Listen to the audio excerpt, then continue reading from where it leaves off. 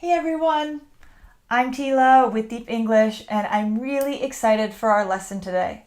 Today we'll be uncovering the hidden meanings of 5 common English words.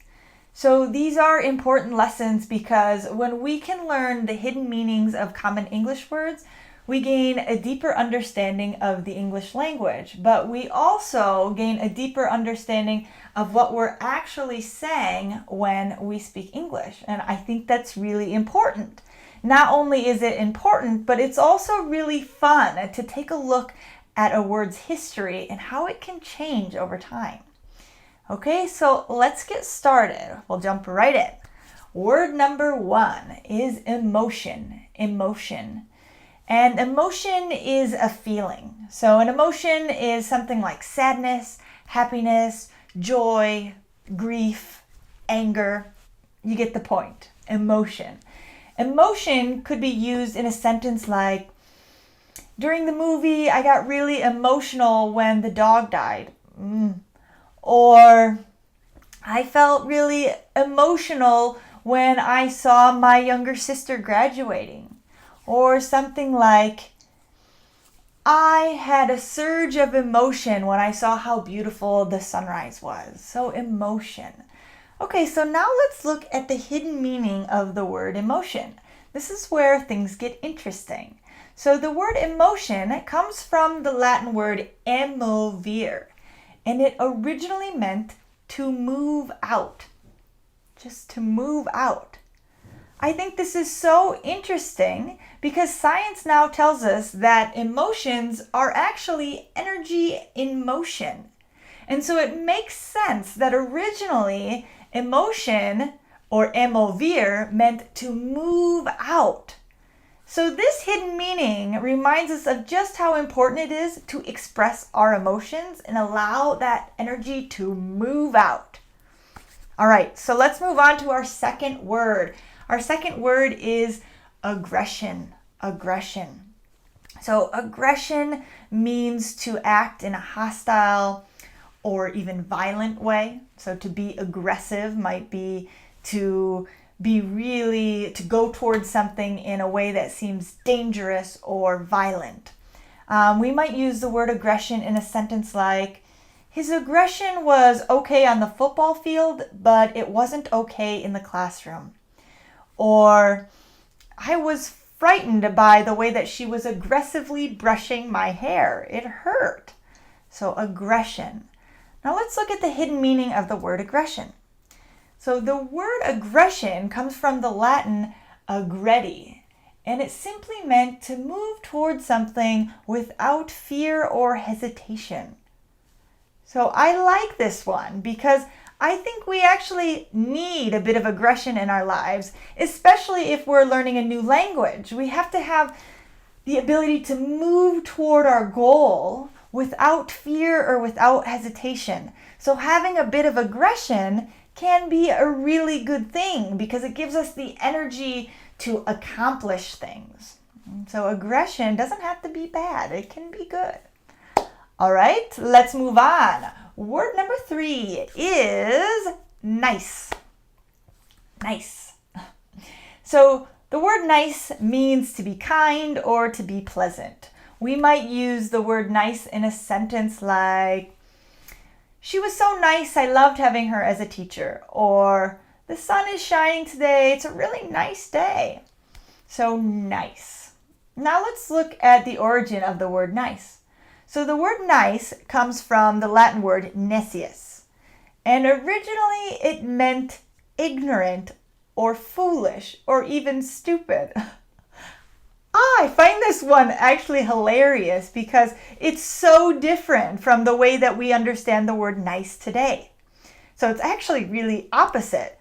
So maybe in the 13th century, if you would call someone nice, it would be an insult. And today, when we call someone nice, it's supposed to be a good thing.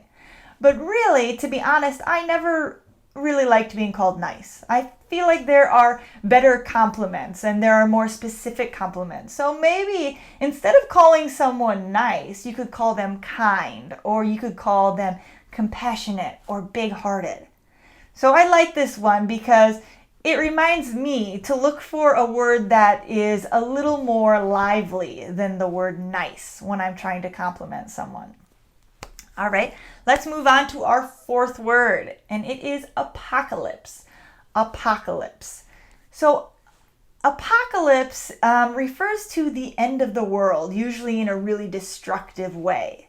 We might use the word apocalypse in a sentence like, it seems like every year at least one movie comes out about the zombie apocalypse.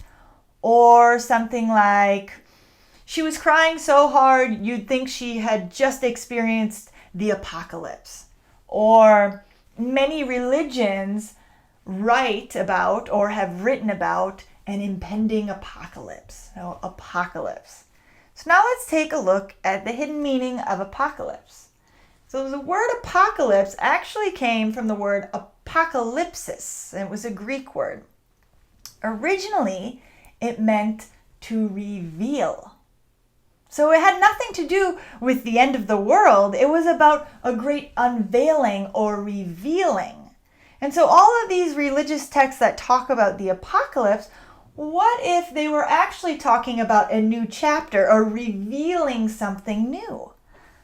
How relieving and how cool would that be? So maybe the next time you hear someone talking about some impending apocalypse with all this doom and gloom, you might remind them that originally apocalypse meant a revealing or to unveil, and maybe they should get excited about what might be revealed in the future.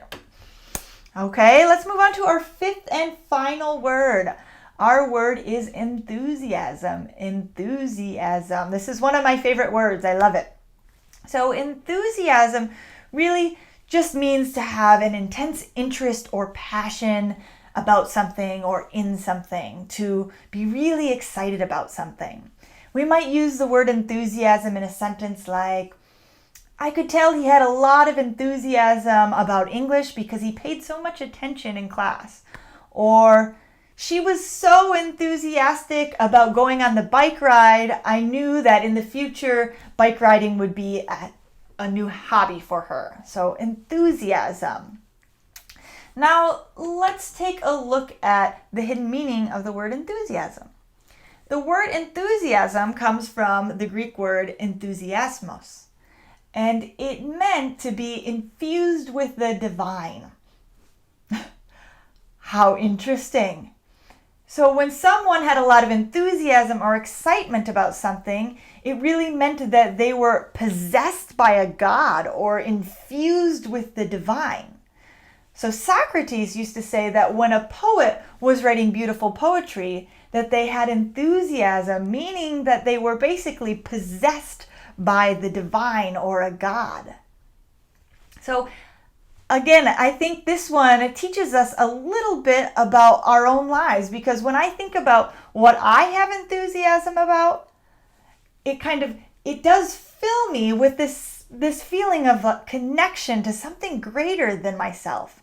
I really like to write, and when I'm writing, sometimes I feel like my words are coming from somewhere else. And maybe they are. Who knows? So enthusiasm, to be connected or possessed by something greater than yourself. Okay, so that does it for today's lesson. I had a lot of fun teaching it. I hope that you had a lot of fun as well. If you like today's lesson, feel free to subscribe, to maybe give us a like or write a comment. And if you're interested in more free content or a free English course, click below and subscribe, and you'll have access to that. Thank you guys so much for joining me today. It was an absolute pleasure. I'll see you next time. Hey everyone, it's me again. I have one more thing to say, and that is that you need to practice. So it's great that you watch this video, but the most important thing is that you practice. That's why I'm here to encourage you to practice in the comments below. Write a comment using a new word or a phrase that you learned in today's lesson.